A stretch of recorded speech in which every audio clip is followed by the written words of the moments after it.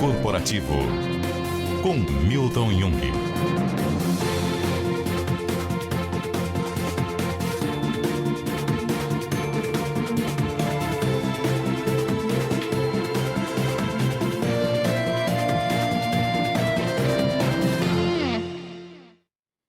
Olá, tudo bem com você? Seja muito bem-vindo a mais um capítulo do Mundo Corporativo, que hoje se dedica a falar sobre tecnologia e capital humano, inteligência artificial, desenvolvimento digital, mas desenvolvimento pessoal e profissional que é fundamental para que tudo isso possa funcionar.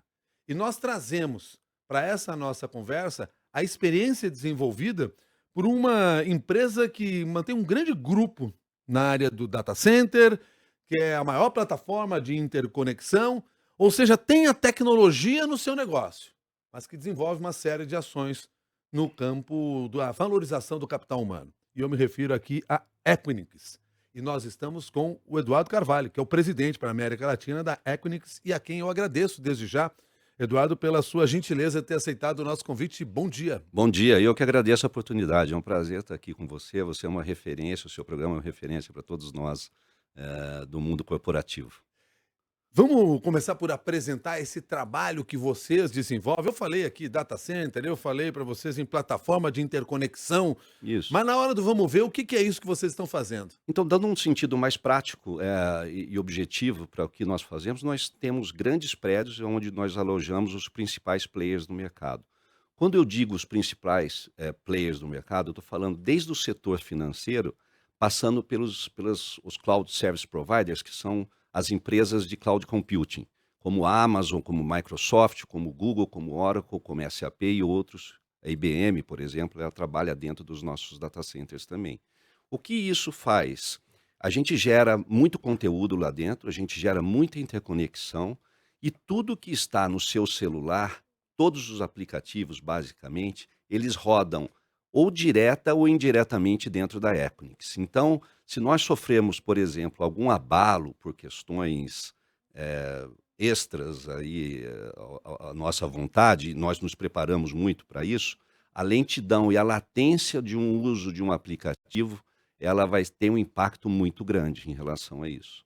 Por aí passa a questão da plataforma de interconexão? Por aí passa a plataforma de interconexão.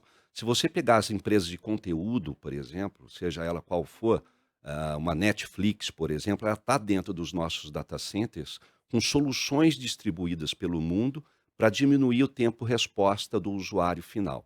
Então, quando você pega o usuário final, que ele está usando uma plataforma dessa dentro da casa dele, ela está rodando dentro da Equinix. Então, é primordial para essas empresas terem a aplicação dela distribuída entre os data centers para chegar mais próximo do consumidor final. E eu fico imaginando que, considerando a dimensão de vocês e a quantidade de empresas com as quais vocês interagem, o volume de dados com os quais vocês trabalham diariamente é gigantesco. Muito grande. A gente não trabalha diretamente com os dados dos clientes, mas eles estão dentro dos nossos data centers. Então, nós temos a responsabilidade de mantê-los online, todo o tempo, 24/7, 365 dias por ano. À medida que vocês gerenciam também esses processos todos, o quanto isso beneficia o desenvolvimento da inteligência artificial na empresa? Olha só, a inteligência artificial ela vem com mais uma vertical do mercado de data center. Nós temos aí um cliente que chama NVIDIA, que ele está nos data centers nossos nos Estados Unidos e vai fazer também uma distribuição entre os outros data centers nossos espalhados pelos outros continentes. Então, a inteligência artificial, eu diria que para tudo que é repetitivo, ela já é uma realidade. Se você pegar os dispositivos de colaboração, eles já vêm com respostas prontas para o texto que é escrito nos e-mails e nas mensagens. Então, isso começa a acelerar as respostas e começa a dar um sentido mais prático para o usuário. Um outro ponto fundamental é saber como a gente vai usar a inteligência artificial para processos não repetitivos, porque ela vai ajudar muito, mas ela não vai ser um fator decisivo nas respostas. Mas, obviamente, que ela tem uma colaboração fundamental para isso também. Então, nós usamos a inteligência artificial indiretamente para vários aspectos dentro da nossa empresa, como, por exemplo, mapeamento de clientes, mapeamento de soluções, propostas, etc., são embasadas em cima de dados coletados em cima de inteligência artificial. Me ajuda a enxergar melhor ainda, então, essa questão quando você se refere a mapeamentos de clientes. E eu fico pensando aqui naquelas pessoas que têm suas empresas, negociam com outras empresas, com outros grupos, etc., com seus clientes. É possível identificar, quer dizer, as demandas, as É necessidades possível. daquele seu cliente, e isso torna mais fácil essa relação? Isso torna muito mais fácil e mais próxima, porque você chega no cliente sabendo da história e o que ele tem hoje e o que ofertar para ele para melhorar a performance. Esse é o intuito nosso, sempre melhorar a performance do cliente, obviamente que olhando para custos e soluções acessíveis, né? As soluções digitais, como a própria inteligência artificial, não são novas, e a própria inteligência artificial não é Não é nova. nova. Ela há muito tempo já existe e nós muitas vezes interagimos sem perceber que havia do outro lado ali uma inteligência artificial nesse processo. Agora, o que aconteceu que a tornou hoje tão popular nos últimos tempos e passa a ser assunto na roda de amigos? Exatamente, eu acho que algumas coisas ela ainda não fazia. Trabalhos, por exemplo, de universidade, outros, é muito comum o uso hoje da inteligência artificial. Então isso ela não fazia. E tudo que é repetitivo, como eu disse anteriormente, ela consegue ter uma colaboração maior. O fato é que há um estágio hoje muito avançado para outras frentes, né? E a gente não tem ideia onde isso vai chegar. Esse é o ponto. Nós descobrimos como ela vai ser usada daqui para frente, que como a internet em todos os seus nos seus pontos e as suas qualidades e não qualidades, você pode usar ela tanto para o bem quanto para o mal. Então esse é o ponto de reflexão que nós temos que ter aqui. E um outro ponto é como é que a gente vai empregar isso no dia a dia dos colaboradores, como é que a gente vai qualificá-los para usar a ferramenta corretamente. Aí nós já estamos falando até num remodelamento do mercado de trabalho, da função que é exercida pelas pessoas, impactada por essa ferramenta que fica à disposição. Exatamente, a requalificação, da sua rede de colaboradores, ela é muito importante. Hoje existe um fator, hoje, que eu gosto bastante, se você me permite, de salientar, que é assim, hoje nós vivemos enquanto líderes, nós vivemos um dilema muito grande e um período de adaptação em relação a como liderar, né, porque nós tivemos uma diminuição muito forte do poder nosso, enquanto líderes. Então, não existe mais decisões monocráticas. Então as decisões, elas precisam passar amplamente pelas business units, ou as unidades de negócio, que cada um manda na sua. Então acho que a inteligência artificial vai embasar melhor, essas áreas para que elas deem poder para a gente decidir no final. Mas assim, no aspecto liderança, ela vem também como uma ferramenta muito forte de colaboração. De que maneira você, pessoalmente, que é um líder, presidente dentro da empresa, nas empresas que fazem parte da América Latina, e não é líder só agora, já é uma liderança há algum tempo, se vê impactado por isso? Olha, eu assim, o impacto é positivo até agora. O que eu peguei, o período de transição das estruturas globais e etc., dentro da Equinix. Então eu percebi que eu tinha muito menos poder e muito mais influência durante esse período. Eu não tomava decisões monocráticas, como eu disse antes. Eu não tomo mais decisões monocráticas que eu já tomei no passado, obviamente. Não bati na mesa, Uhum. mas tomei algumas decisões por minha conta. Hoje em dia, o fator que você tem que levar em conta é que um líder hoje, o poder dele é fazer as coisas se moverem. E não exatamente aquele líder antigo que bate na mesa e a ideia dele tem que prevalecer. Então, hoje nós negociamos muito mais. E quando você negocia, você precisa de dados. Você precisa estar fundamentado em algumas questões, porque você precisa provar para os seus colaboradores o fundamento daquela decisão. Senão, ela não anda. Ela não anda. Então, a inteligência artificial ela vem para colaborar, para aumentar a sua capacidade de observar se está certo com dados. Isso vocês têm exercido Muito. na formação dos seus profissionais? vamos pensar que vocês têm profissionais que já são privilegiados, porque vivem o campo da tecnologia já há algum tempo, vêm com essa experiência. Mas eles também estão tendo que se preparar para este momento? A gente está num momento, assim, eu digo, decisivo para a gente enxergar um modelo hoje de negócio que seja satisfatório para a empresa e satisfatório para o colaborador também. Então, assim, há fatores que eles estão intrinsecamente ligados à performance da empresa. Ou seja, existe uma questão muito forte que eu sempre digo que é a combustão colaborativa. Ou seja, é você estar próximo do seu colaborador e o colaborador está próximo de você. Para você entender o calor do negócio, para você entender as necessidades exatas. Porque uma pessoa hoje remota, muitas das vezes ela está distraída com vários outros fatores juntos. Eu não digo que nós temos que voltar para o escritório 100% ou não, mas eu digo o seguinte, o mix disso eu acho que vai agora prevalecer durante o tempo, durante os próximos anos. A gente vai procurar um fator médio aí para. Eu gostei dessa expressão combustão Sim, colaborativa. E ela é um ponto-chave importantíssimo nos dias de hoje, quando muitos de nós estamos aí, impressionados com o poder do digital. Viemos de uma pandemia e muitas pessoas acreditando que o home office resolveria tudo, não haveria problema nenhum. Mas o que você está dizendo para nós é que essa proximidade se faz fundamental. Como manter essa proximidade, considerando que as empresas também estão espalhadas pelo mundo? sem dúvida. Então esse é um ponto de inflexão que nós temos hoje, é encontrar o meio termo. Ou seja, para mim não faz sentido as segundas e sextas de deslocamento, você acaba perdendo muito tempo no trânsito. Mas você ter uma certa frequência para as principais reuniões, isso colabora com a criatividade. Eu acredito nesse termo piamente, de combustão colaborativa. Eu acho que as pessoas quando estão próximas, o almoço, o happy hour, o cafezinho, eles acabam te trazendo novas ideias e hoje, por mais que nós tenhamos todas as ferramentas possíveis de colaboração, inteligência artificial, inteligência de negócios, o fator preponderante das empresas são as pessoas e a diversidade entre elas. Você quer me dizer que o presidente de uma empresa dedicada ao setor de data center, área de interconexão ou plataformas de interconexão, precisa entender de gente também? Muito, muito mais do que do negócio, eu diria, hoje em dia.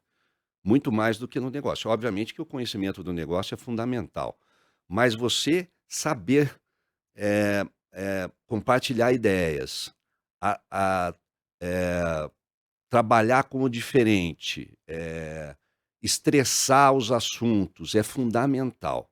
Porque eu disse assim, o líder hoje ele faz as coisas se moverem, ele não decide sozinho mais nada.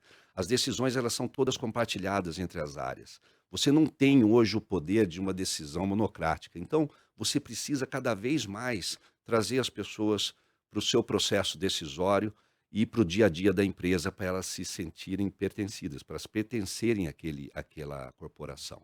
Esse seu olhar está refletido na cultura da Equinix? A Equinix ela é uma empresa diversa, nós temos programas inúmeros de inclusão, inclusive para ex-atletas. Temos uma meta que vem sendo atingida através de ações como Cloud Girls, e o crescimento da liderança feminina dentro do nosso quadro. Então, nós temos várias ações, além das ações sociais que nós temos também no dia a dia. Isso não só no Brasil, mas em todo o mundo. Me explique aí um desses programas e como isso já tem resultados, visíveis dentro da empresa. Olha, dentro da corporação nossa, a gente conseguiu saltar o nível de liderança feminina, hoje está quase em 40%. O crescimento é grande em relação ao que nós tínhamos anteriormente. É óbvio que é um trabalho que a gente faz insistentemente, com ações no mercado também. Nós temos lá ah, uma colaboradora que se chama Vanessa, que ela está a todo momento atrás e circulando no mercado com Cloud Girls, uma iniciativa que nós temos, TI de Salto e outras. E, além disso, nós temos um programa que é o Impact, que é um programa de ação social com as ONGs. Nós elegemos e elas se cadastram e nós fazemos doações periódicas. Cada colaborador tem uma quantidade de dinheiro para doar mensalmente para essas ONGs, as cadastradas e analisadas. A gente analisa, obviamente, para ver a reputação de cada uma delas, para não ter nenhum viés político ou qualquer coisa desse tipo. Então, a gente tem ações, e não só no Brasil, como eu disse, mas no mundo todo. Do ponto de vista de políticas de contratação, como é que vocês conseguem implantar uma ideia que evite os vieses que fazem parte do nosso dia a dia? Olha, nós temos uma área lá que ela é extremamente treinada para, inclusive, ela conseguir nos dar uma opção com diversidade nas contratações. Então, parte disso já as iniciativas nossas em relação à inclusão. Então, a gente já tem uma pessoa preparada, a gente faz um background check, obviamente, das pessoas que entram. Obviamente, a gente tem que ter pessoas saudáveis eh, no nosso meio. Então, a gente faz uma análise profunda, mas a gente parte do processo nosso de contratação, as nossas iniciativas de diversidade. Isso é uma política global? É uma política global. Vocês são cobrados por isso? Somos cobrados, inclusive parte da nossa remuneração está atrelada a isso. Isso é novo, né? Porque toda a remuneração dos executivos anteriormente eram conectadas só com performance financeira, né? Vendas, revenue, EBITDA e outras. Hoje não. Hoje nós temos parte da nossa remuneração conectada com esses fatores de diversidade. Por que trabalhar dessa maneira? Porque as ideias diferentes são fundamentais. Você trabalhar com pessoas parecidas, ou que você julgue parecidas, ela não contribui exatamente para você ter diversidade e ter uma visão mais ampla, do mundo. Porque, assim, por mais que nós sejamos uma empresa B2B, a gente tem que conhecer o comportamento do consumidor final e, mais do que isso, a gente vai conhecer se nós tivermos diversidade. Porque as discussões são profundas, são amplas e o conteúdo é ótimo. E se a gente tem um grupo muito pequeno decidindo, sem diversidade, você acaba vivendo numa bolha. Isso se reflete na visão dos parceiros de negócio de vocês? Eles percebem isso? É visível? Percebem e alguns exigem algumas métricas em relação a isso para nós sermos fornecedores deles.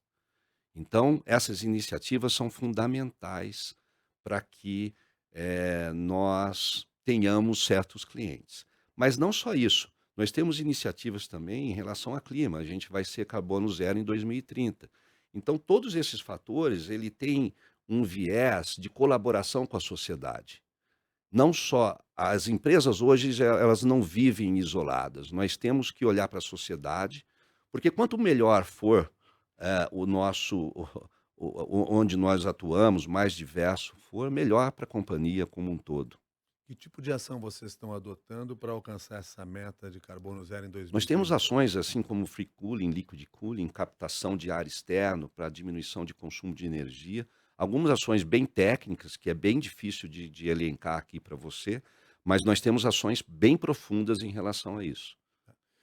Porque eu imagino que a demanda de Muito energia grande, para os data centers deve ser alguma coisa é muito grande. imensurável para a nossa, que assistimos Isso. de fora. É isso, e nós temos também, toda a infraestrutura de equipamentos para suportar isso. Então essa infraestrutura de equipamentos, ela está se modernizando cada vez mais para diminuir consumo. Então a gente tem energia solar, a gente adota premissas de consumo mínimo de energia elétrica para as áreas de escritório. Então nós temos várias ações aí, que correm junto com as nossas necessidades de atingir essa meta. Em que estágio vocês estão na Ah, busca dessa meta para 2030? eu diria que quase 85% já feito, mais ou menos isso, se eu não me Desculpa, engano. quanto? Quase 80%. Quase É, 80% já 85, nesse avanço de nesse vocês. avanço. O investimento em inteligência artificial não pode tornar mais difícil essa meta? Não, não tem impacto, eu diria, eu acho que até traz soluções mais, eh, palpáveis para que a gente faça isso. É óbvio que a gente vai ter que entender o uso da ferramenta em favor desta questão específica, mas não há nenhum impacto. Eu até pergunto isso porque uma das coisas que se costuma falar quando falamos aí das máquinas que movem a inteligência artificial, do alto consumo que elas têm. Sim, E que isso tem impacto ambiental também. E é uma preocupação de quem atua hoje nesse mercado, até pela cobrança que você mesmo disse que o mercado, de uma maneira geral, já faz. O consumidor faz, o parceiro de negócio faz, né? Faz. Então, e se nós pegarmos, por exemplo, o Brasil é agraciado por uma das melhores matrizes de energia do mundo, né? Nossa matriz é uma das mais limpas do mundo, que não é feita com carvão, etc. Então, a gente tem, assim, a nosso favor isso, e a gente busca alternativas de energia também, alternativas para outros campos, para outros lugares onde a gente não consegue ter a mesma matriz que o Brasil. Eduardo Carvalho, quem é o profissional que vocês buscam no mercado hoje? Que tipo de preparação esse profissional deve ter? Hoje, eu diria que as equipes elas são muito mais multidisciplinares, né. É óbvio que você ter um conhecimento profundo de determinados assuntos é importante, dentro do nosso mundo. Mas a gente busca profissionais diversos com pensamento amplo em relação a negócios, tecnicamente. Então a gente sempre busca uma equipe multidisciplinar, com cabeça aberta, e que tenha o nosso DNA. O desafio para encontrar estas pessoas qual é? Eu pergunto, nós temos profissionais capacitados para atuar nestas áreas? Temos bastante gente boa. O Brasil, particularmente, é um celeiro de talentos incrível. Nós temos pessoas aqui com conhecimento amplo, com o nosso jogo de cintura, que se você pegar dentro do espectro de negócios é importantíssimo. Então, a gente encontra, assim, profissionais gabaritados para isso. Já que estamos falando aqui em profissional e preparação, até agora eu não perguntei para você e faço essa pergunta nesse momento. Qual é a sua trajetória? Olha, eu fiz administração de empresa, eu até 2005 eu era executivo, passei por algumas empresas. Em 2005, com um grupo de investidores no Rio de Janeiro, nós começamos uma empresa chamada Alog. Em 2011, nós vendemos a Alog para a Equinix, e em 2014 nós vendemos a outra parte para a Equinix quando ela compra 100%. Então, de lá para cá, eu tive uma trajetória muito mais voltada para o empreendedorismo na minha vida particular. Eu tenho investimento em outras empresas. E eu passei por diversos cursos em universidades como Oxford, Kellogg, Columbia e outras de especialização. E hoje eu sou, acho que um dos primeiros profissionais que trafegou nesse mercado de data center, desde os anos 2000. Então é um mercado que eu conheço profundamente e gosto muito. Eu sou um entusiasta dessas questões de ecossistema de negócios, de interconexão, de colaboração. Então eu gosto muito hoje do que a Equinix consegue ofertar para o mercado. Que se nós pegarmos hoje, nós somos o player que tem uma responsabilidade muito grande em cima da economia digital. Em cima da economia digital. Isso. Se você pegar, por exemplo, parte do tráfego de internet americano, quase 80% dele passa por dentro dos nossos data centers. Assim como no Brasil, mais de 50% do tráfego de internet passa por dentro dos nossos data centers. Então, a responsabilidade que nós temos hoje em relação ao mundo digital, à economia digital, é muito grande. Eduardo, quais são os gargalos que nós temos aí no caminho que precisariam ser resolvidos para que esse potencial que existe aí possa se realizar? Eu diria que o Brasil, a gente é até bem servido em relação à questão energética, que é um gargalo. As operadoras hoje, elas funcionam bem também, então nós precisamos de muita interconexão e as operadoras são os nossos parceiros. Na América Latina, a gente já enfrenta um pouco mais de problema em países como México e tal, de energia elétrica, mas que estão sendo solucionados paulatinamente. O grande desafio é entender como a gente pode colaborar mais com a sociedade agora em relação ao que nós fazemos. A gente tem que ter uma visão não só corporativa em relação à performance, que isso é fundamental para a nossa existência, mas em como a gente vai ajudar a sociedade a trabalhar melhor a internet, a passar por uma educação digital, porque é um meio que ele pode ser muito ruim, mas se bem administrado, ele tem uma colaboração muito grande para o alcance cultural e de educação, das E pessoas. nesse sentido, vocês têm algumas soluções que já vêm sendo A gente trabalhadas? tem esses movimentos que nós fazemos com a sociedade, a gente invariavelmente, a gente faz uma palestra, a gente vai às ONGs também, nos apresentamos e ver como é que a gente consegue ajudar enquanto executivo, sem contrapartida nenhuma. porque eu acho que é um dever nosso, como nós somos um player da internet, da interconexão dos data centers, é colaborar um pouco mais com a sociedade em relação ao conhecimento. Porque o grande risco que nós temos aí pela frente é aumentar a desigualdade que já existe no país em função exatamente da necessidade de um conhecimento muito mais amplo para poder trabalhar com essa tecnologia à disposição. O investimento em educação será fundamental. Eu acho que uma das matérias que nós temos que levar em conta, que tem que ser inserida nas escolas, é a educação digital.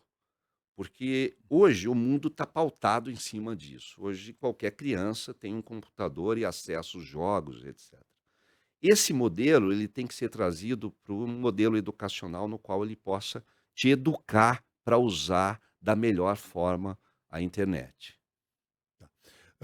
Eduardo Carvalho, vamos lá, nós estamos falando aqui sobre pessoas também, né? E temos feito esse foco aí porque eu considero fundamental que a gente faça esse trabalho. Internamente lá na Equinix, vocês têm treinamentos para as pessoas? Muito, nós temos treinamento via LinkedIn, que nós fazemos, nós temos treinamentos de código de conduta para uso de internet, para as questões também de corrupção, etc. A gente é muito rígido em relação a isso. Comportamento com o cliente, comportamento no mercado. Nós temos um código rígido de conduta. E a gente oferece também pagamento de, obviamente, de MBAs e outros cursos específicos para os colaboradores. Nós temos um programa muito forte de inclusão em relação a isso. Tá. Por falar em inclusão, deixa eu retomar um passo, um ponto lá que você citou. Lá atrás a gente acabou não aprofundando, e o que eu queria entender mais, qual é o trabalho que vocês realizam com organizações não governamentais, que é o impacto social que vocês podem gerar. Então, nós temos, por exemplo, doações para entidades como Ação Cidadania e outras, assim, no qual isso é bem legal. Eu vou tentar resumir aqui. O Impact, o que que é o Impact? Nós incentivamos os funcionários a andarem, correrem ou nadarem, como queiram, mais de 50 quilômetros por mês. Se eles fizerem isso, a gente dá uma doação, o direito a eles doarem para uma entidade. Então, nós temos uma disputa global, e eu sou um dos primeiros, que eu corro bastante, para a qual a gente consiga angariar fundos e incentivar também a qualidade de vida dos nossos colaboradores. Então, isso é uma iniciativa que nós temos interna. Fora isso, para cada evento que nós fazemos, por exemplo, da liderança na América Latina, ou na América do Norte, ou nas Américas, ou na Europa e na Ásia, nós fazemos uma doação para determinadas entidades. E também, por exemplo, nós tivemos um evento agora em Las Vegas, que nós chamamos de Connect, no qual nós montamos kits de alimento para ONGs também distribuírem em lugares onde falta recurso.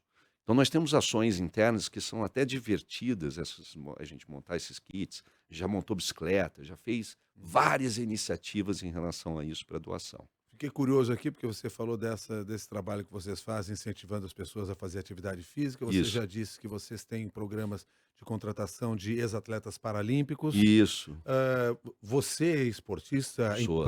você tem essa cultura do esporte também, porque pelo visto vocês têm uma Tenho, conexão com esse tenho. tema. Eu fiz 6 maratonas já, hoje em dia estou meio machucado, então reduzi muito o meu volume de corrida, mas sou um apaixonado por esporte. Não, perfeito, tá? Porque eu comecei a ver que tinha muito esporte envolvido. Não, Geralmente, quando isso acontece, é porque as lideranças, de alguma forma, estão engajadas também nessa muito. ideia. Mandei fazer camisa para todo mundo de corrida, já fiz bastante coisa em Tá. relação a isso. Chegando aqui mais na parte final dessa nossa conversa, o que que é para você o futuro da Equinix? O que que vocês estão desenhando aí para frente? O futuro é híbrido e diverso, na minha visão. A gente tem, fundamentalmente, algumas missões que nós teremos que levar em conta. Primeiro, diversidade. Segundo, essas questões ligadas à energia e ao meio ambiente. Eu acho que nós temos que prestar atenção fortemente nisso. E não prestar atenção, mas ser o player que leva essa necessidade para a cadeia de data centers, para o mercado de data centers em geral. Obviamente que nós temos também um dever muito próximo de agregar conhecimento para a sociedade e aumentar o nosso alcance em relação ao que nós fazemos e mostrar para o mundo que nós temos responsabilidade social, nós temos responsabilidade climática e nós temos uma responsabilidade muito grande com a sociedade. Então, eu acho que a nossa missão é essa hoje, além da nossa performance. Para aquele que está aqui nos acompanhando, fica entusiasmado com as possibilidades que existem, acha que é muito interessante tudo isso que vocês fazem lá na Equinix. Qual é a sugestão que você dá para essa turma toda? Olha, conhecimento é fundamental e hoje a gente, com essas ferramentas que nós temos hoje, eu diria que a gente lê menos do que nós líamos no passado. Então, eu acho que é fundamental que a gente busque conhecimento, que a gente use, obviamente, as ferramentas que nós temos, mas que a gente busque conhecimento, não se isole, porque hoje as ferramentas digitais também estão isolando em algum momento as pessoas, e isso precisa ter um mix, e elas são fundamentais para o nosso dia a dia. Imagine se nós não tivéssemos, por exemplo, durante a pandemia, as food techs, as mídias sociais para comunicação. Mas eu acho que a gente voltar para os escritórios, a gente voltar e prestar atenção naquele ponto que eu disse da combustão colaborativa é fundamental para o nosso futuro. Era essa frase que eu ia encerrar aqui na conversa com você. Não vamos perder o poder da combustão Não colaborativa vamos que o perder. ser humano pode exercitar o tempo todo. É isso aí, como nós estamos fazendo aqui agora. Eduardo Carvalho, muito obrigado pela gentileza de compartilhar parte da sua experiência e da empresa que você representa aqui com todos que nos acompanham no mundo corporativo. Até uma nova oportunidade.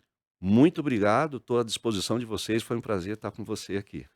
Eduardo Carvalho, presidente para a América Latina da Equinix, conversou com você aqui no mundo corporativo, que teve as colaborações e contou com a combustão colaborativa da Débora Gonçalves, da Letícia Valente, do Rafael Furugem e do Carlos Greco, todos aqui sempre colaborando com a gente no mundo corporativo. Até o próximo capítulo.